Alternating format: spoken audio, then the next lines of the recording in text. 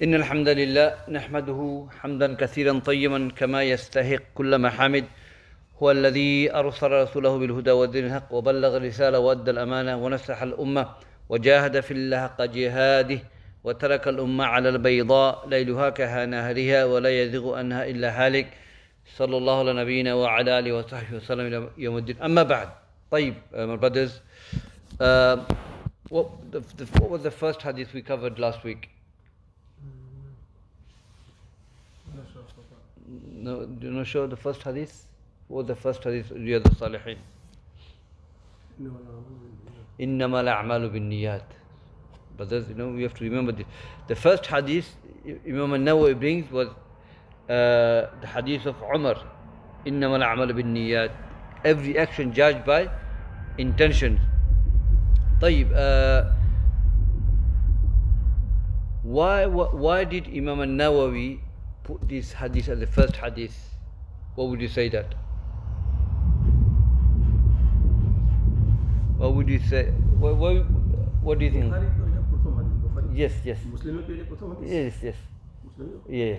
Why would you put this as first hadith? All actions require good intentions. All action requires good intentions. That's good. Also, we need to know these things.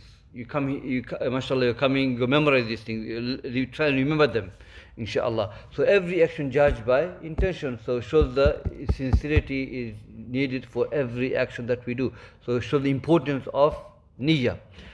Tayyib, we said that Imam Ahmad said the three hadiths, whole Islam goes round. The three hadiths where the whole Islam goes round. Okay, Sadiq, tell me the three hadiths that Islam goes round. Three hadiths.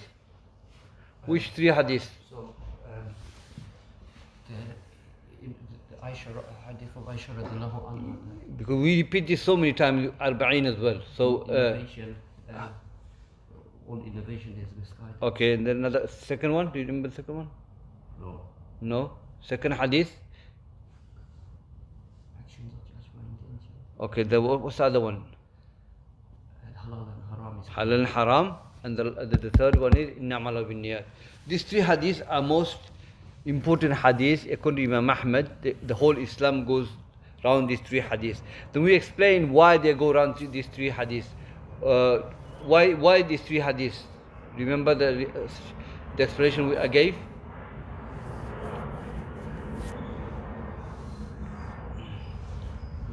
No?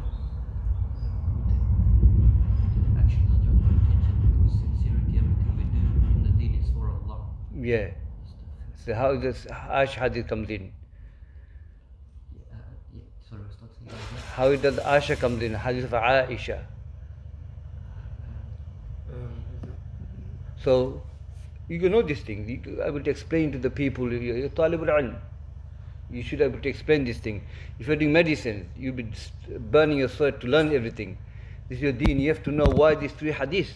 So hadith of innamal binniyat is because we need intention. Secondly, hadith of Aisha talks about innovation. Shows what? We have to follow the Quran and Sunnah. We covered this so many times.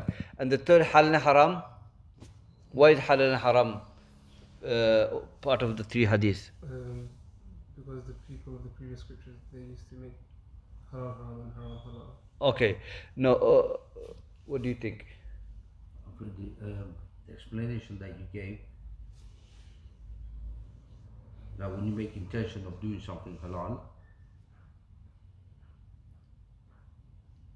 or is it, or am I getting it mixed up about migration? No.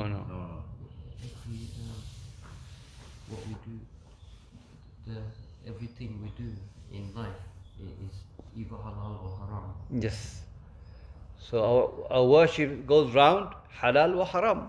And we are tested with halal and haram. So some of the scholars have given the definition of ibadah is to worship Allah as He command you to do, okay, and leave what He forbade. Some of the definition of ibadah is like this, Ibn Kathir, if I'm not wrong. So the reason Imam Ahmad mentioned this, okay, halal wal haram, because our worship surrounds halal wal haram. Okay?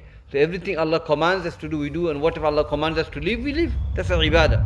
That's why Imam Ahmad mentioned these three hadiths our Islam surround these three hadiths. Make sure you remember these things, inshallah. Because if you don't remember, go, then say, there's no benefit coming here. You could take something with you. This a lot of things are repetitive. We covered this in the Hadith Arba'in. Also Umda as well. We covered it. طيب. The next hadith, inshallah, we're going to cover. So remember, we are talking about niyyah, the importance of niyyah. Okay? What is the hadith we mentioned about niyyah? Do you remember the hadith? Do you remember the hadith we mentioned about niyyah? No, not this. Hadith is weak, but some say it's Hasan. The intention is more important than the action. For the believers. Yeah.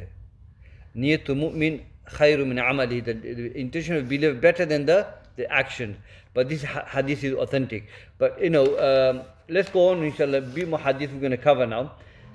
عن أم المؤمنين أم عبد الله عائشة رضي الله عنها قالت قال رسول الله صلى الله عليه وسلم يغزو جيش الكعبة فإذا كانوا بيداء من الأرض يخسف بأولهم وآخرهم. قالت أن عائشة يا رسول الله كيف يخسف بأولهم وآخرهم وفيهم أسواقهم ومن ليس منهم؟ قال يخسف بأولهم وآخرهم ثم يبعثون على نياتهم. متفق عليه. هذا اللفظ بخاري. طيب. أم المؤمنين, the mother of the believers, Aisha radiallahu anha, narrated the hadith. The Prophet said that يغزو جيش الكعبة. يغزو يعني the Kaaba will be attacked. Okay? When they come close, they come to Bayda, it's open land between Mecca and Medina. The earth will be sunk. Everybody will be sunk. The earth will sunk them. The Aisha will say, Ya Rasulullah, how is this going to happen? Because there will be people, innocent people in the market, doing shopping and things like that. All of them going to be taken, collapsed, the earth will be sunk, be eaten. Then Prophet said that, yes, the first and the last will be sunk and they will be raised based on the intention. طيب. Now here, يغزو جيش. Now this jaysh, we don't know who they are. They will come, and he's talking about Mahdi. Imam Mahdi will be, when he will be running to save his life, and he will be chased to go to Kaaba as a shelter. So they will come to destroy the Kaaba, these people. Okay, and obviously the Kaaba will not be destroyed except by the person who prophesied. Abyssinia will come and break it. So no one can break the Kaaba. طيب. So what's going to happen is that as they come close, okay, they will be eaten by the earth, sunk by the earth. So the valley will be sunk because of that. So we know that from the story, from the tafasir, the Kaaba was attacked before. Okay, the Kaaba was attacked before. Surah Al-Fil, we know that Abraha came to destroy the Kaaba. And before Abraha came close to the Kaaba, Allah sent down the bird, Ababil, and they threw stone on them and they were perished. Allah perished them because they came to destroy the Kaaba. And the izzah of the Kaaba is so huge, you can't, it's about the house of Allah Azza wa Jal. So Allah protected the Kaaba from getting destroyed. So this is, we know from the Quran that Allah protected. So again here, these people came, these troops came to destroy the Kaaba, where Ibn Mahdi was protected by it through the Kaaba. So Allah protected the Kaaba again. Before they came close to the Kaaba, they were sunk by the earth. So that's the evidence of a topic. But what we learn from this is that this is about to come. It hasn't come yet. So this is Ashratu Sa'a, this sign of the last hour. Prophet has prophesied something that will take place later on when Imam Mahdi comes. Okay? So Imam Mahdi will seek shelter in the Kaaba when he will be chased. But Allah Azza wa Jalla will protect him. Man aada li waliyan faqad azantu bil harb. That whoever has enmity with my wali, Imam Mahdi is wali, no doubt. Okay? Allah will destroy them. That's what Allah did. But Aisha radiallahu anha did not find difficult to understand. There will be innocent people. But what we learn, they will be raised based on the intention. Those who wanted to kill Mahdi, they will be raised with the intention. And those the innocent people, Muslim, will be sunk by the earth, by the hikmah of Allah Azza wa Jal. Okay? They will be raised with heart intention like this. They were innocent. Okay? So what we learn from this hadith is the niyyah.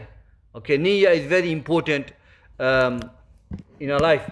So this hadith, that's what it's talking about. The part of the hadith is that ثُمَّ يُبْعَثُونَ عَلَى نِيَّاتِهِمْ, and they will be raised based on the intention. That's the evidence we are trying to bring, not the whole hadith. Not the whole hadith. So what we learn also, my brothers, the khasaf is something that Allah mentioned in the Quran, sinking of the earth. And Allah talks about them in the Quran, how Allah destroys the people with famine, with earthquake, with flood. Allah destroys them. Also Allah said, وَمِنْهُمْ مَنْ خَسَفْنَا بِهِ الْأَرْضِ. Among them we destroyed them by the sinking of the earth. Okay? Allah used this to destroy the people. Yadu billah. So Sheikh says here that we learn from this hadith that we should not be in an area where the punishment of Allah can come down. You know? So they didn't know that. So we should keep away from where the fitna are, keep away from where the fitna are going on. Keep away, because the punishment comes down, you might be one of those who involved in that fitna. So keep away from the makan fitna, keep away, inshallah, don't go close to the places. So that's the hadith. We learn that they will be raised based on the intention. That's the hadith Imam An Nawawi brings. The next hadith of Aisha, and Aisha radiallahu anha قالت قال النبي صلى الله عليه وسلم لا هجرة بعد الفتح ولكن جهاد ونية وإذا استنفرتم فانفروا. حديث متفق عليه, حديث Bukhari Muslim. Hadith of Aisha radiallahu anha, she said, the Prophet said that لا هجرة بعد الفتح, there is no hijrah after the conquest of Mecca, but there is a jihad and intention. If you call for jihad, respond to the jihad. طيب, hijrah. We covered hijrah, we'll go over it again inshallah. The word hijrah, here the hadith said there's no hijrah after conquest of Mecca. We explain this inshallah, but let me go word by word. Hijrah means linguistically tark, to abandon something. Okay? Islamically, when we say hijrah, here intiqalu min al-balad al-shirk ila balad al-islam. It is to abandon, to leave land of kufr, land of non-Muslim, to go to Muslim land. This is what hijrah is, and this is what the companion did from Mecca to Medina. The ulama have explained hijrah are two types. Ibn Qayyim, he said hijrah al-qalbiyya wal-badaniyya. He said hijrah that relates to the heart is hijrah of action of the heart, love of Allah, leave things, go to increase love of Allah, hope of Allah, the trust in Allah. These are hijrah of the heart. Your heart worships Allah Azza wa Jal. Okay? And that manifests on your limbs. You worship Allah Azza wa Jal. So you leave your sins, come to worship of Allah Azza wa Jal. Okay, that's hijrah. And also the ulama said the hijrah of the badaniyya is the actual physical movement from one land to another land. That's Islamic hijrah as well. طيب. So hijrah, Prophet said, there is no hijrah after conquest of Mecca. That's it's not a general hadith. It's specific hadith for specific time. But there's another hadith says, لا تنقطع الحجرة حتى تنقطع التوبة ولا تنقطع التوبة حتى تطلع من مغربها. That the hijrah will not stop until tawbah stop, and the tawbah will not stop until the sun rises from the west. So tawbah still exists until we die, until sun rises from the west. Okay, the tawbah will remain and hijrah will remain.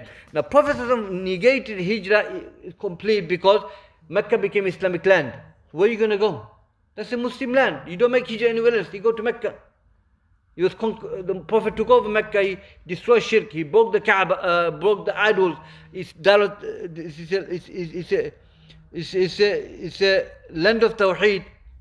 Okay? So hijrah is nowhere except Mecca. So when Mecca was took over, became Islamic land, Prophet said there is no hijrah anywhere else. Come back to Mecca. That's what it means. But now, it's different. Prophet even said that the hadith, but hijrah still continues. You can go, you can go Mecca, you can go Medina, you can go to the Muslim countries. So hijrah is still open, because the tawbah is still open as well. So this is what the hadith mean, لا هجرة بعد الفتح, because Mecca became Islamic land, so the only hijrah was to go to Mecca. But now it's different. Walakin jihad wa niyya. But the jihad and niyya is still available. Niyya means يعني you make intention to fight in the path of Allah Azza wa Jalla. Now what is jihad? The word jihad, a lot of people when they talk about jihad, they think fighting in the battlefield, taking the sword and khalas, go in there. La. That's not what jihad means. The word jihad in Arabic tongue doesn't mean fighting with the sword. It never means that. That's why we need to learn Arabic. It means to strive, to work hard. Juhud.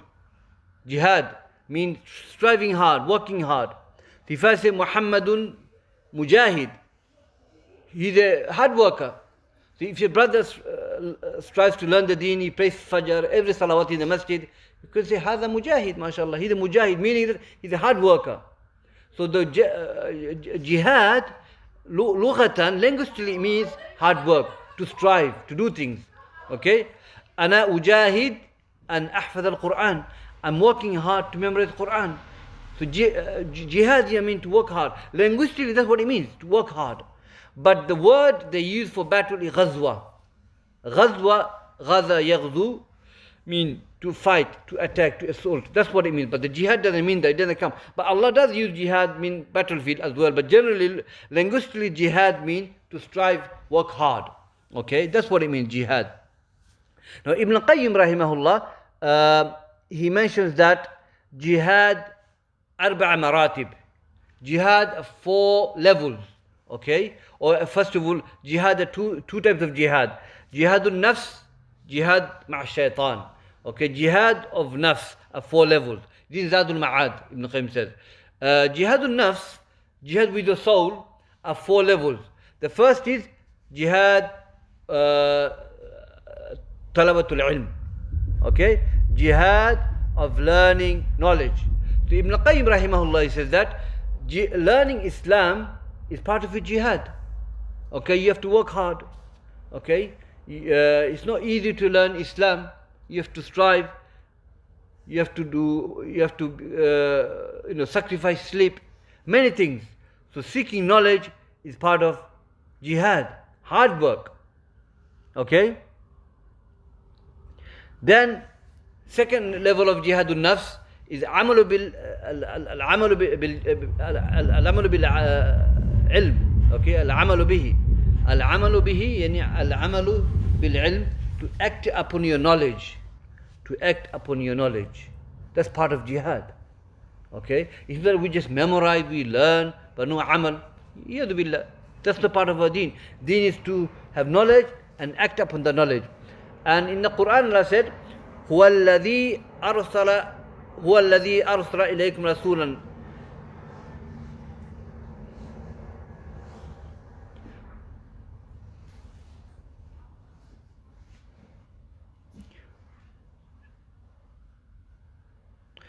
Allah Azza wa Jalla said that He is the one who sent messengers with knowledge and huda. Okay? All the prophets, they came with 2 things. Our Prophet ﷺ came with knowledge and action. Okay? Your knowledge cannot be, Islam cannot be based on knowledge only without action. So you have to combine both. Knowledge with action. I forgot the ayah, subhanallah. So As-Safat. Tayyib. So knowledge and action. The third one is ad-da'wa ila al-Islam. Ad-da'wa ilayhi. We have to call people to ad-deen. The fourth is as-sabr ala adha fihi. Being patient upon the knowledge. Okay, being patient upon all of them. Patient upon seeking knowledge. Patient upon acting upon knowledge. Patient upon da'wa ilayhi, calling people to Islam. And patient upon being harmed. You get tortured, you get punished, people oppress you verbally. You have to have patience for all that. Okay? So Ibn Qayyim rahimahullah said, jihad al-nafs arba'a maratib. These are the 4 levels of knowledge. طيب? And same thing Shaykh al-Islam Muhammad bin Abdul Wahhab said in Usul al-Thalatha. He said, اعلم رحمك الله أنه يجب علينا تعلم 4 مسائل. الأولى العلم وهو معرفة الله معرفة نبيه معرفة دين الإسلام بأدلة. الثاني العمل به. الثالثة الدعوة إليه. الرابع الصبر على أذى فيه. وقوله تعالى والعصر إن الإنسان لفي خسر إلا الذين آمنوا وعملوا الصالحات وتواصوا بالحق وتواصوا بالصبر. So Sheikh al-Islam said that no, may Allah have mercy on you, that it is wajib upon us to learn these four matters. First, he said knowledge. Knowledge of what? Allah and Messenger, and knowledge of Islam with evidences. The secondly, he says, to act upon your knowledge. Thirdly, call to your knowledge. Fourthly, be patient upon the difficulties. Then he mentions Surah Wal Asr. So Wal Asr is jihad. So these four levels, jihadun nafs, is very important, is that we have to have these four things. So when we have these four things, then that's what makes a person righteous. So Ibn Qayyim continues, jihadun nafs, he mentioned that, then he mentioned jihadul shaitan. And he talks about jihadul shaitan. Jihad with shaitan is basically two things. He said that jihad of shaitan relates to jihad with the shahwa and shubahat. Jihad from doubt and temptations. That's what shaitan is all about. To put you in doubt and to put you in temptations. Make you fall into sins. Okay? So Ibn Qayyim says that the first four levels of jihad are based on yaqeen. They are yaqeen, knowledge, action with the knowledge, calling to the knowledge, all yaqeen. And you know yaqeen we say three times. Yaqeen, ilmul yaqeen, ainul yaqeen, haqqul yaqeen, all of these, remember them inshallah. So ilmul yaqeen, that's what it is, knowledge, acting upon your knowledge.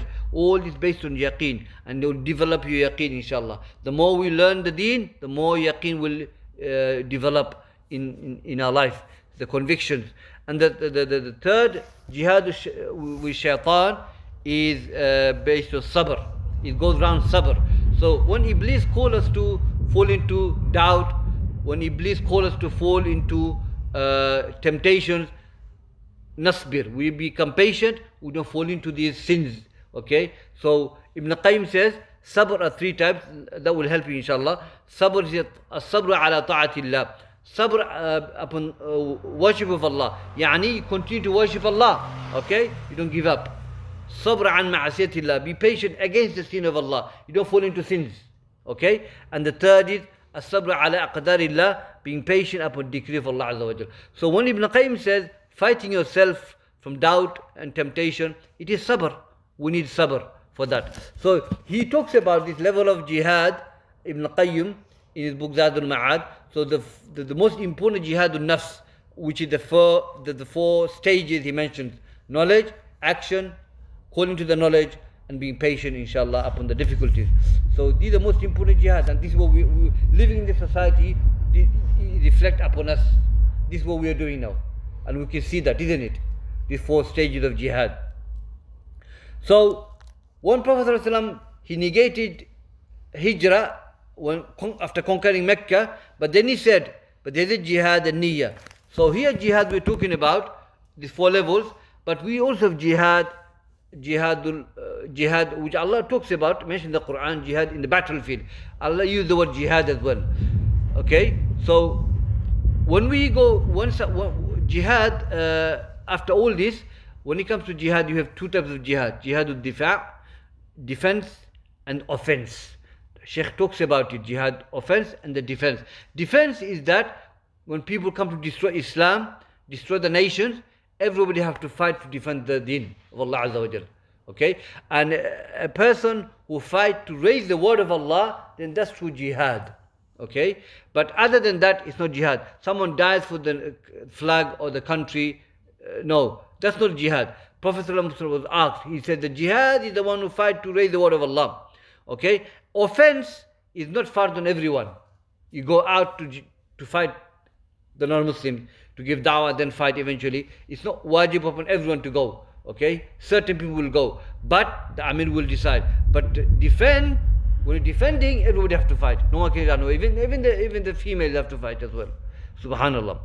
So jihad wa niyyah, and the intention, that your intention to fight in the path of Allah have to be for sake of Allah Azza wa Jal, to raise the word of Allah. Okay? kalimatullah uliya. So to raise the word of Allah, that's what jihad is.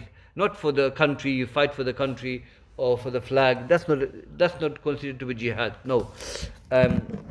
Someone dies upon that, it's not shaheed. Shaheed if someone dies to raise the word of Allah. Naam. So here, that's what it is. وَإِذَا اسْتُنْفِرْتُمْ فَانْفِرُوا. If you're requested to fight in the jihad, then go and fight in the jihad in the path of Allah Azza wa Jal. That is, if the Amir calls you to go and fight, you have to obey Amir, Wali. You have to obey him, and then you have to, inshallah, join the battle. But we say jihad are two types: difa, offense, and defense. Defense and offense. Naam. طيب. So what's the evidence? What we're talking about is Prophet negate hijrah, but then he said jihad wa niyyah. That's the topic talking about. That's the topic of today. Jihad wa niyyah. طيب. Next hadith. وعن أبي عبد الله الأنصاري رضي الله عنهما قال: كنا مع النبي صلى الله عليه وسلم في غزاة فقال: إن بالمدينة لرجالا ما سرتم مسيرا ولا قطعتم واديا إلا كانوا معكم حبسهم المرض، وفي رواية إلا شركوكم في الأجر. طيب, this is also again the hadith talking about the niyyah, intentions. Hadith Abi Abdullah al-Ansari radiallahu anhu said that we were with Prophet ﷺ in ghazat, in jihad, in battles. فقال, he said, Prophet said that inna bil Medina, there are people in Medina, men,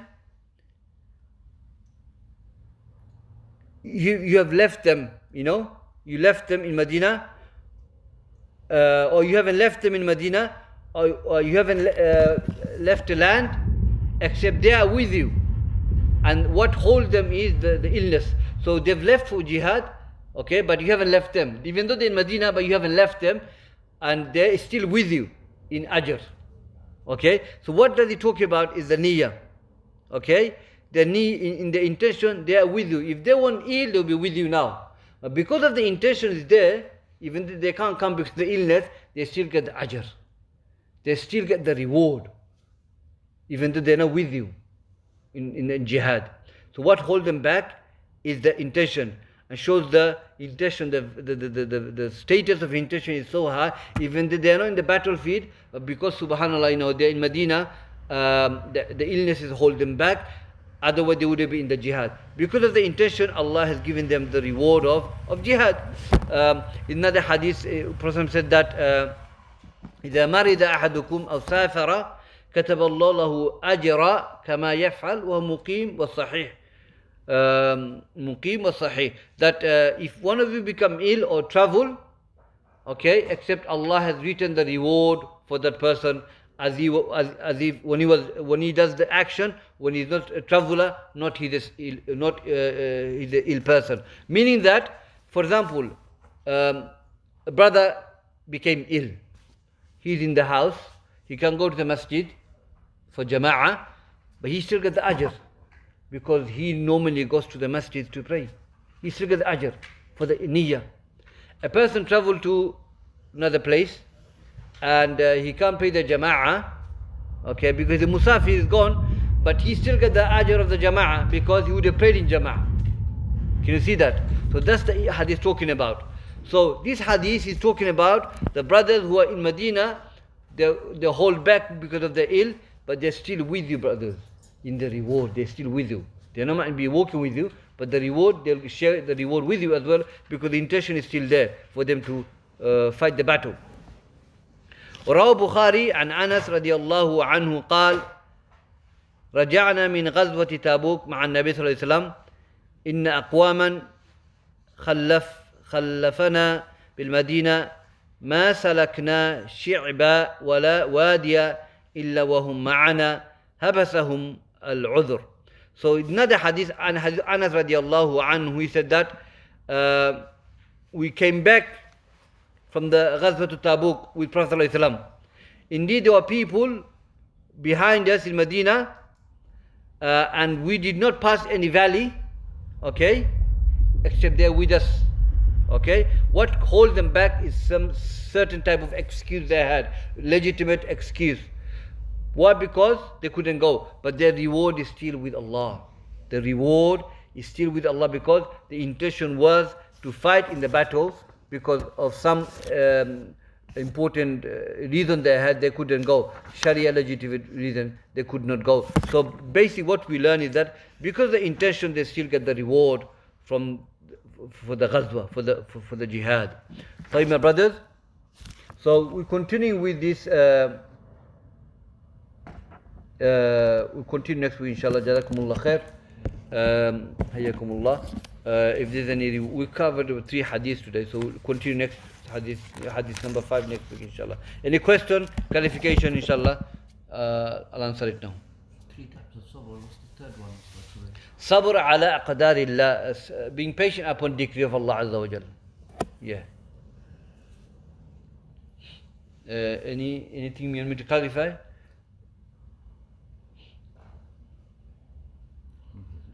Yeah, I want to know what the second one is. Which one? Sabr. Sabr. So Ibn Qayyim says, sabru thalathati aqsam. He says patient are 3 types.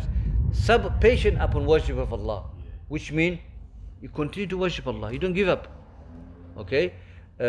Secondly, is a patient against the sins. So basically, you don't fall into sins. You push away the sins. Okay. The temptation comes, you push away. That's what. If you're sabir, you will do it. If you fall into it, then you're not sabir. Basically, that's what it is. So patience should help us to push away the sins. Okay. And the third one is patient upon the decree of Allah Azza wa Jal. Yeah. One last question. There's no offensive jihad at the moment in the present world. I don't know any ulama has given the fatwa on that anyway. You know the 2 types of jihad? Yeah, jihad, offense and defense. No, the one after Ghazwa. Ghazwa means fight. Fight, yeah. And then before the 4 types of jihad. Ibn Qayyim says that relate to yourself, isn't it? That jihadun nafs relate to yourself, not the ummah. It's you and relate to yourself. So these 4 relate to individually. Okay, so you have to learn the knowledge, practice your knowledge, call people to the knowledge, okay, and be patient. And that's what we're trying to do, alhamdulillah. That's a jihad. This is the biggest jihad. One is nafs, and what's the other one then? Jihad shaitan. Jihad with shaitan. Okay, and what jihad with shaitan, what is it? He want to create doubt in you, isn't it? And fall you into temptations. So that Ibn Qayyim says that's sabr. That relate to sabr. Because if you don't have a sabr, you're going to fall into it. So that goes round patient. How patient we are. Go on. Because there's no offensive jihad at the moment. Is the ummah at sin? No. There's no offensive jihad. There's no requirement for that. So the jihad offense is because the da'wah is being spread different ways now. Da'wah is being spread even non-Muslim countries. So at time Prophet ﷺ, he will send the companions to go and give da'wah, and then he will give them guidance on what to do. But the hal is different now. We can't send people like this. Nowadays it's different because the machine, the equipment now, da'wah has been spread around the world anyway. So there's no require for to do that. Allah Alam. So unless the ulama say there is a jihad offense, then yeah. What I know, there is no ulama have given the fatwa like that. Jihad, which offense. Just to clarify, did you say that at some point women would take part in jihad as well? Of defense. Defense is when you're defending your deen and defending your land where the Islam state is, and when the Islam been attacked, like Ghazwatul Khandaq, okay? Ghazwa al-Khandaq in Medina, when it was defense. Everybody had to defend Medina because they're coming to destroy Islam, fight the companions. Okay, so if Muslim get attacked, then Sheikh said that if it comes to necessity where women have to fight as well, everybody defending the deen, the land, where Islamic Sharia. So Yeah, even Sheikh Ibn Batha says the women need to have to fight as well. So the women have to fight. Yeah, if they need to fight, they have to fight to defend the country, defend the deen of Allah Azza wa Jal. Yeah, that's it. How about in Palestine? And do we have to go there? I mean, individually you can go and aid them. I mean, support them, not physically with funds and all that. Nobody, ulama say, go and fight them. No, you don't. There's no need for that. You go and aid them financially, support them in that sense. You can go. A lot of companies are going, Muslim charity companies are going. Alhamdulillah, you can do that. But other than that, no ulama says you should do that. Just for aiding them, no problem. Go aid them, inshallah. Yeah. And خلاص we have to see you inshallah next week. Let's do Maghrib here next week.